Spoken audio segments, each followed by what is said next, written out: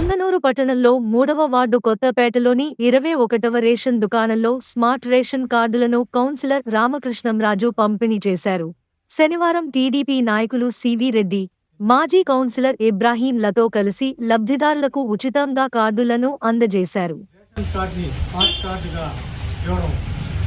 మన భారతదేశంలోనే మొట్టమొదటిసారిగా ఈ పథకాన్ని ప్రవేశపెట్టిన ఘనత మన చంద్రబాబు నాయుడు, లోకేష్, పవన్ కళ్యాణ్కి దక్కింది.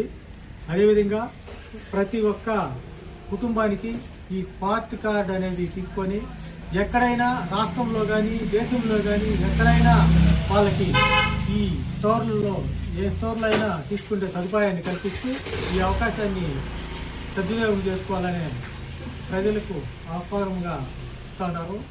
దీన్ని అందరూ సద్వినియోగం చేసుకోవాలని కోరుకుంటారు.